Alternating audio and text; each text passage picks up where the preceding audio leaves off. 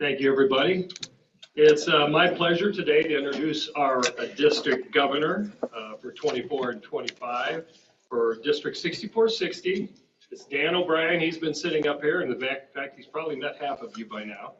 Dan's a member and past president of the Rotary Club of Carlinville, Illinois. He previously served as an assistant governor. O'Brien is an attorney. He practices estate planning in Carlinville. He's also admitted in Wisconsin, where he has practiced in state and federal courts there. Dan holds a law degree from Southern Illinois University, Carbondale, and a bachelor's degree from the University of Illinois at Champaign-Urbana. He's a member of the Illinois State Bar Association and the State Bar of Wisconsin. Prior to attending law school, he was the clean room supervisor. We're going to hear more about that, I hope. Dan's volunteer activities outside of Rotary have included service as a VISTA volunteer and in various roles with nonprofit organizations, including a food bank and the SIU Alumni Association. Dan's wife, Beth O'Brien, is a physician with the Springfield Clinic. They enjoy travel to the international conventions and their recent Rotary Exchange student. Both support the Rotary Foundation as members of the Paul Harris Society. Will you please give a nice Rotary North welcome to our District Governor, Dan O'Brien. Good afternoon. Thank you for that wonderful introduction. I've had a number of people here this morning say, where in the heck is Carlinville? Because many people either think it's Collinsville or somewhere that has more population than about 5,400. But it's straight south of here, about 2 hours. About halfway between St. Louis and Springfield, and it's known as the resting place and where he was originally from for one of Rotary's 4 members, or I should say it was really before Rotary, but the first Big 4 meeting in the city of Chicago. And so Gus Lohr, his headstone is in Carlinville. He went to Chicago, came back to Carlinville, and he's known because he was the host of the very first meeting of the first 4 members. It was in his office. So does anyone here know the room number of the office that's recreated in Evanston and Rotary headquarters? Anybody know the number? Pardon? 711. Okay, I've got okay, fantastic. And so I've got a little booklet for you. We'll give you afterwards. And I've got another one here for the club. Anyway, it gives Gus's brief history. But I always like Gus because it shows that anything you can do to move the organization forward is helpful, including having that very first meeting and having the office. Anyway, that's too much about Carlinville. I wanted to talk a little bit today about, and I put this up here more as a direction to myself, what path will I take today, to serve my community, because you folks do so much, and you're always one of the top clubs or the top club in the district for, in so many ways, for giving, for service, for hosting various events. Now, I'm going to tell a little about how I kind of wound up where I am now in Rotary. I was, and I referenced that in my bio, I was a clean room supervisor in a past life. And my boss sent me to Washington, D.C., my manager, for a week-long seminar on how we could improve our quality control. And while I was there, I always had this itch that I hadn't scratched about going to law school. So I skipped a morning session and walked over to the Supreme Court and sat in on a case that I didn't know anything about because I wasn't an attorney or anything. It was Rotary International versus Rotary Club of Duarte, California.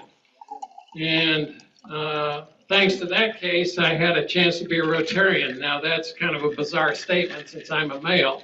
And those of you who know what that case was about know that it was the case where the tiny club, Rotary Club of Duarte, tried to bring in members, female members, and they tried every way to do it, including only submitting their initials to the next level, well, probably the district governor, and do other things because they were far enough out of the way of too much attention. And anyway, finally, the California Rotary Club said, no, you can't do that. And so they went to the California courts, worked their way to the Supreme Court. And I happened to be there on that day, and that was in 1987. And I thought, my goodness, these arguments are a little behind the time. Well, what happens is by the time a case gets to court, a lot of things have happened. And America, of course, was undergoing a radical change. Justice O'Connor was on the court, although she recused herself for this case. And so a lot of the arguments seemed to fall away since they met in public places like this. Women could attend. Women could do all sorts of things in Rotary, but they couldn't be members. So this lady, I met when I was at the PETS conference a few years ago.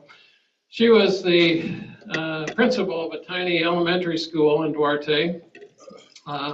Anyway, I talked to her about it because she became president of the Rotary Club of Duarte, and of course was the first female club president, and of course tells a wonderful story about how she goes to her grade school in the morning and all of a sudden someone comes down the hall saying there's a whole bunch of television trucks outside. And she goes out and doesn't know what's happening because she's not tracking the case. And they ask her about, hey, what's going to change? You just won your case, this, that, and the other thing. And she said, so she was taken aback, but she wound up on news in Los Angeles and everywhere else. And of course, she said that one of the questions she never forgot, I believe it was from the LA Times, but anyway, one of the male reporters asked her, well, now that women can be in Rotary, won't that improve the food a lot? And she told him that, no, they didn't cook for Rotary. So anyway, there's an annual leadership award to the person who advances women in Rotary, a remarkable lady. Because of Dr. Whitlock and other women and men in her club fought for the right to be a Rotarian. I am a Rotarian. And District 6460 is now about a third women members, depending on which club it is. And it's a remarkable thing. Now, the reason I'm a Rotarian is, I didn't know it, but I left my job, went to law school in 1988, and had this woman as a professor. And she terrorized me and other would-be law students. She would draw cards out of a deck with your picture on them, and then she would ask you questions till you were a blabbering idiot. She taught property law. But after law school, for what strange reason, she said, Dan, I think you'd be good for Rotary. So I say that convoluted statement about women in Rotary. I wouldn't be a Rotarian if a woman hadn't been in Rotary. But anyway, I've thanked her many times for that. Now, let's go into where we're at in Rotary this year. You all know Neil, his leadership and the hard work of your club and all the others, a very good year in service and fundraising for all the clubs in this district. The annual fund, and these will be gone over by Tom Seitz when he visits your club, but our foundation chair, but we had over $192,000 per capita, $103, Polio Plus, $83,000. And what that says is, of course, it varies by club, but people are very generous. And this club, doing a fundraiser right in front of me, of course, you're extremely generous. And you fund so many good projects, and these things, of course, as you know, fund things here and fund things abroad. So we've got some money in the last several years coming out of the pandemic. But the long-term concern, I think it's shared by this club and every club in our district, is membership. And membership is going to impact those fundraising dollars over time. In 2021, district had 2,062 members. We begin 25 this year, 2024-25, with 1,791 members. That's minus 271 members. Imagine what each club could provide with a few extra members. And of course, as you probably are all aware, this is a trend in North America. Some of it's too many people with my color hair, us boomers, there's a lot of us. But it also reflects that we need to diversify in terms of age, in terms of what we're looking for in members, and do more to bring those members in and keep them here. But it is a trend in North America.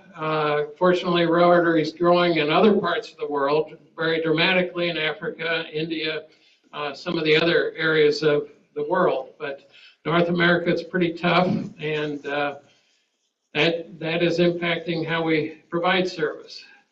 Now, at Peoria-North, you folks probably know these numbers, but your 5-year history, you had in 2019, if the information I have is correct, about 149 members. 2024, 121 members. That sound right? And it's concerning because you folks are regarded by other clubs as one of the top clubs, one of the best clubs, energized. You have a variety of ages, you have a variety of women, you have other people from different backgrounds in your club, but you haven't escaped the trend either. And of course, these are maybe things you already know, but one of the things Rotary looks into, and this was just discussed at our zone seminar again over the weekend. Why do they leave? Well, Rotary and the clubs enter this. I'm sure somebody from the clubs has entered this. Most clubs put it in there. Well, they cite the various reasons. Attendance.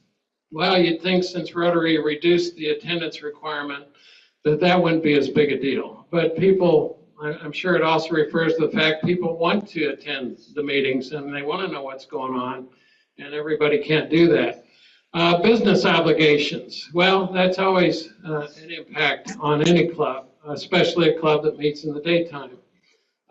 Maybe you got a new promotion, maybe you're just busier at certain times of year, whatever. Of course, deceased, people pass, people have health issues, and of course, going into 2019 forward, you know, we had the pandemic.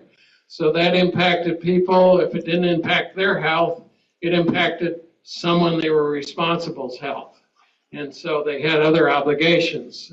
People put down personal, joined a different club, relocation. We've experienced that here in Greater Peoria with the Peoria East Club going under in the last couple of years.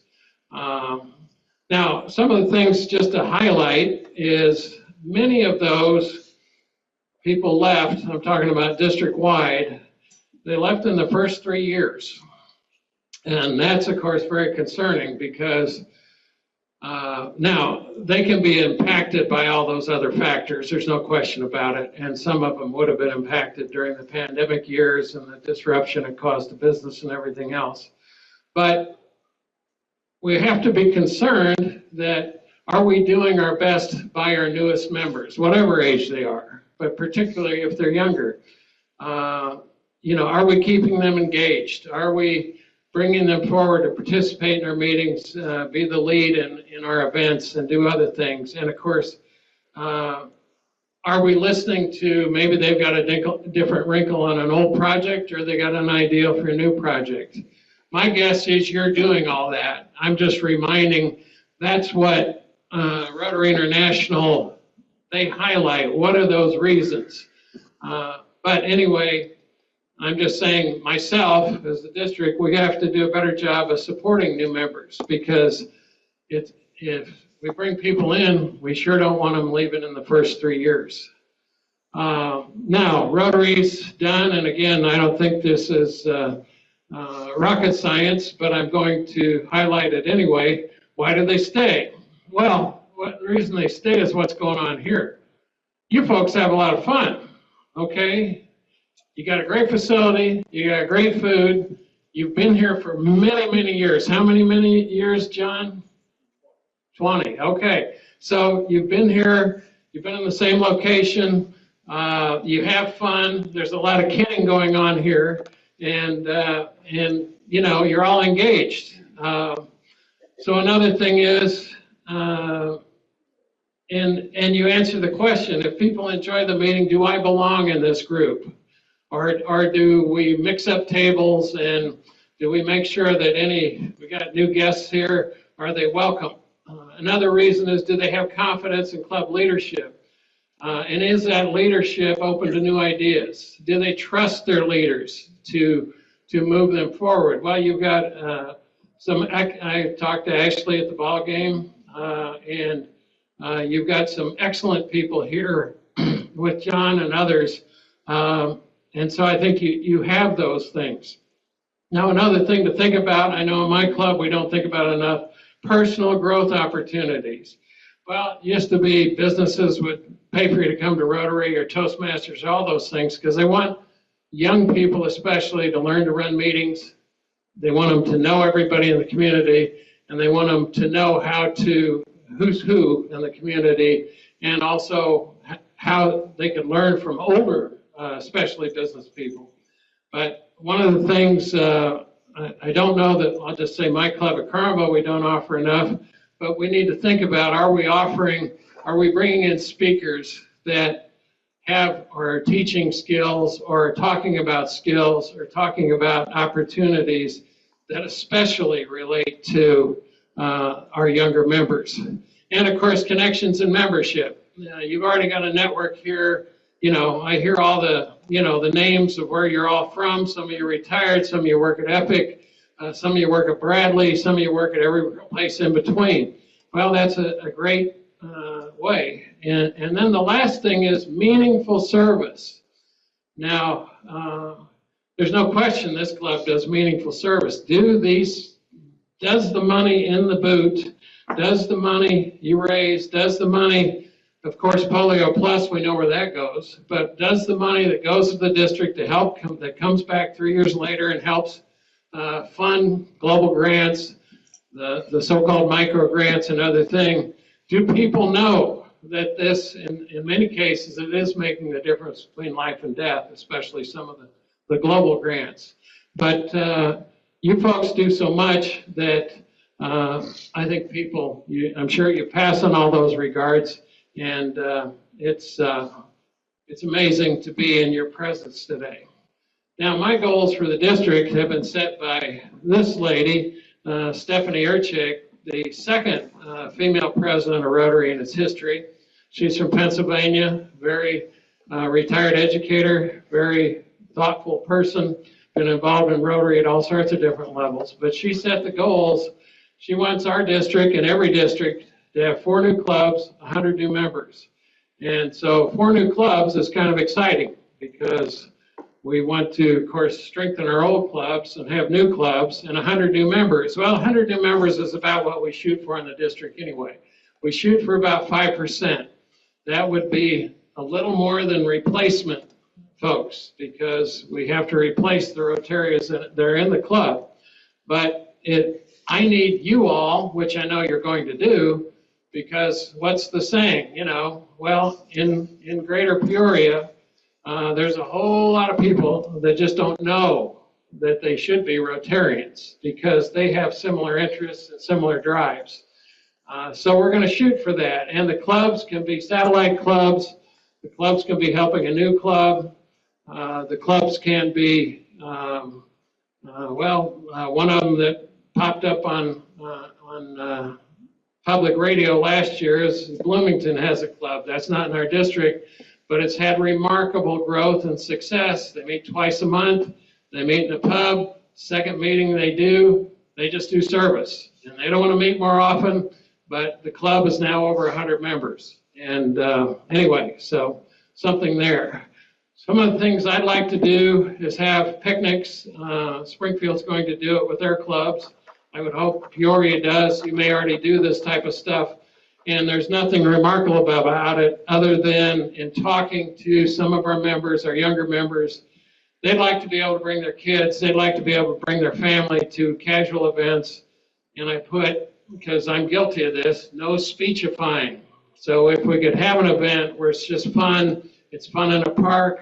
We have a picnic. We get different clubs together, and we get those people to invite their friends and neighbors, the grandchildren, whoever. But the idea is make it for kids oriented, make it relaxing.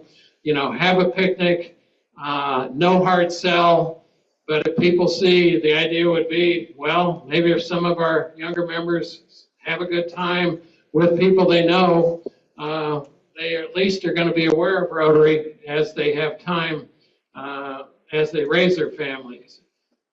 Social events, I know you folks already do a lot of this stuff, but we want to do things, we want to know where younger members are and people that may be different from us, that may be inclined to join Rotary if they see us having a good time. And of course, the importance of inviting someone to a service project can't be understated, because people love that. And so I've got another thing I would like to start advertisements on, but then they kicked me out of Rotary. But in this fall season here, of depending whether you turn on your TV, your radio, your phone, it's all politics all the time. Well, one thing we can tell about Rotarians, not that you don't have speakers, but we don't do politics. We do service. Now, everybody in here, I'm sure, has an opinion on different races and whatever, but that's not what we're about. So if someone's saying, I don't want to get all excited about the election or hear about it, but I sure would be willing to help you accomplish your service goals, well, if I had my way, I'd advertise it, but like I say, they'd probably boot me out. I'd say this is a politics-free zone while we pick up trash along the highway in a nonpartisan way. But that's how Rotary is. Now, all right, well, Dan, it's darn hard to get Rotarians in here. The young people are busy. People are working. They don't get home till 6 o'clock at night. Then they got to go to whatever their kids are into, right? It's crazy. And you grandparents are going to go chase the grandkids. What are they doing? And how do we get somebody who we think would be a good Rotarian? Well, you all know, because you've seen it over time. You got a big club here. But I came back to, what are the requirements to be a Rotarian? Do you have to have a lot of money to contribute to the boot? Do you have to have all sorts of extra time that you don't know what to do with, instead of just an hour now and then? Do you have to come to every meeting? And I've kind of gone back to this quote. If you have the love of your fellow men in your hearts, and I add women, my friend, you are a potential Rotarian. So Paul Harris had a pretty wide view of who could be a Rotarian. Now, of his time, that was men, but it was if you have the love of your fellow humans in your heart, you are a potential Rotarian. And everybody in this room knows somebody who's not a Rotarian who has that generosity of spirit. And I urge you to, my goodness, you have a tremendous facility here. I'd just like to come and see your speakers and have a fine dinner. Well, that's a pretty easy sell, because we have our Rotary at Blackburn College, which is a wonderful small college, and it's got the cafeteria we go through. But like at the end of the semester, you know, it may be pancakes and spaghetti and whatever they're clearing out of the freezer, because it's a student work college, so the students do all the work. So sometimes it's pretty adventuresome.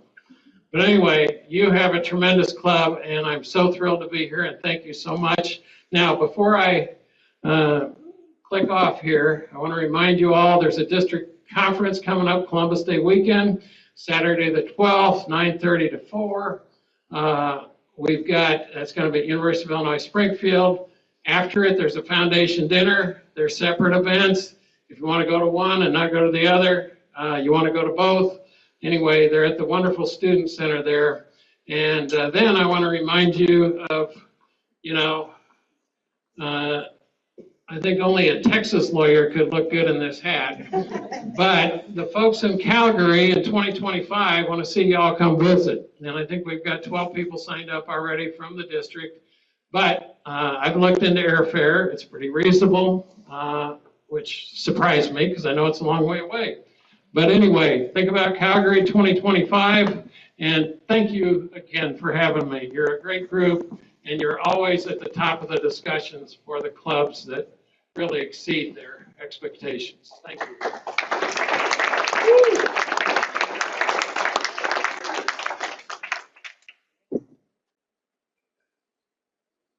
Do we have any questions?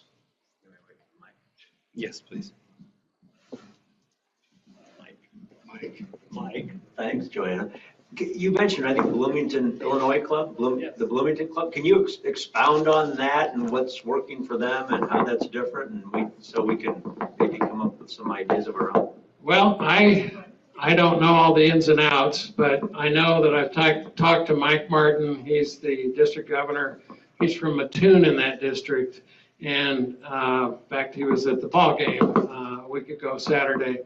And I don't know what magic they're making. Now, I know that, of course, Bloomington Normal, as a university town, which you folks are too, has a fair amount of younger people and, of course, everything connected with the universities and their other employers. But it's my understanding it's been relatively simple. When they first got together, they simply had a handful of people. We're going to meet at this brew pub, and we don't want to have all the, say, structure of the big Rotary Club. I believe their satellite club is what helps. But we're going to meet here. They can have, dinner and drinks, but the second meeting, we're only going to have 2 meetings because younger members, and older members are just too busy. And so, as far as I know, that's what they're up to. And it's caught fire because they now have over 100 members, and that's in the last 2 years. Two meetings a month? 2 meetings a Two month? meetings a month. And I believe one of them a month is a service project, and Right. the other one is the pub. Right. They call themselves the Pub Club. Right. Yeah. Exactly. So, but they do meet. And so, because I know with regular clubs, I'm always puzzled by that too, because you need a certain amount of structure and you need to, somebody's got to bring the rakes. You got to have some planning. But right now, it seems to be the right touch. Any other questions? Oh, yes. 33% is deplorable. Are there still all-male clubs, and what are we doing to encourage more female membership? I believe there's still at least one all-male club, and unfortunately, or fortunately, it seems to be solving itself in the sense that the club is aging pretty rapidly, and some of it's self-interest. If you don't bring in or open yourself up, not just to females, but there's been encouragement to say, I don't know, how about if we get some younger people? And but that's what it appears is happening.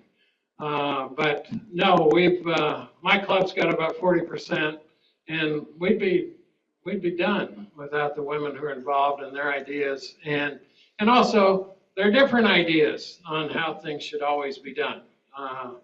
But no, we've tried to encourage it with, of course, our first Rotary president leading the way, and then the second one. But you're right, we should be doing more. And since I'm not thoughtful enough, who should I be asking? Well, the women in my club and the women I meet along the way. What would people find more attractive? And one of the things I think women find easier is a lot of the concerns about, let's just say, comments and behavior, I think, have gone away from some of these situations. And I'm aware of that coming up because women don't want to even be inartfully hassled, even if somebody doesn't mean it, but they're just using terms of yesterday. Now, see, I'm married, so my wife taught me that years ago, which was, you want to hang around me? You want to be indoors? Behave. And it's worked for 40 years, so I don't know, but I still get off track a little bit, but there's some of that. Yes. So I'm kind of hung up on the 4 new clubs next year. Yep. When we look at East Peoria just closed, what ideas do you have for starting up some new clubs? Well, a couple of them, and I would note one great success. I was up at Galva on July 3rd, and they help sponsor the club at the Kewanee Early Release Center. So we have and those of you who were at the district conference last year, you had the opportunity to Zoom with those members. So that's a creative way to serve people that would not normally be served by Rotary. And so they came up with a club, and it's a satellite, so that counts towards Galva's, membership, which is 28 people, which is pretty good in a town of 2,500 in area. And they've also, I think they're pretty bold for a small club. They've just taken on a big project, again, with the Early Relief Center, of redoing the Bishop Hill fence, if you're familiar with Bishop Hill and the Swedish colony up there. Now, the other things we've looked at is, I've looked, and this is part of our problem, where has population grown in our district? It's hard to find. 2 places are Chatham, Illinois, Rochester, Illinois, outside of Springfield. Those in the last census grew, and so that's one of the things I was looking at it on a global level. And Chatham had started a satellite club with the Springfield Club right when the pandemic hit, and they went under. And so my plan is, and I've been talking to some people from Chatham, is to see if we can't turn that into, it would require 20 members, but turn that into a regular club. But the other thing I'm encouraging, and you all have thought of every idea, I'm sure, but meet people where they are. So are we, like our Carnival Club, we're going to have a coffee, okay, on a Saturday morning. For the Springfield clubs, because we don't know where the members will go, there's a big facility there that has, music and coffee and whatever, and we're going to have an event there. These picnics, we hope, would scare out some people who might be good Rotarians, or at least think of it, if we don't pressure them too much. But the other things that other clubs have tried and other districts have tried is, well, reduce the number of meetings. Are the dues too much? Can people afford your meals? I mean, this is a nice facility, so I assume you pay a good amount for your food, as you should. And also, like I say, most importantly, can we stop the attrition? I mean, we can't stop somebody who's got to move or who has some other life event. But surely if we get somebody in our clubs that's been there a year, 2 years, 3 years, by golly, we got to find out what it needs to keep them here. And a lot of that is, are we mentoring them? Do we have something they're interested in? Because we know from surveys, and RI has hired a futurist whose name escapes me, who's consulted them for years. And what do the various generations want? They don't care how long you've been in Rotary. They don't want to know about it. You've been there 10 years, 30 years. They don't expect to be in their job 5 years. But they do want to do service. And so to me, an exciting thing was when the environment was added as one of our areas. The other thing is, and you folks know this too, interact. All right, we got to get the young people involved, and we've got to expose them to Rotary. And at the very least, I'm not saying they join tomorrow, but at the very least, we're teaching service and learning from them and increasing the possibility that there'll be Rotarians wherever they go in the world.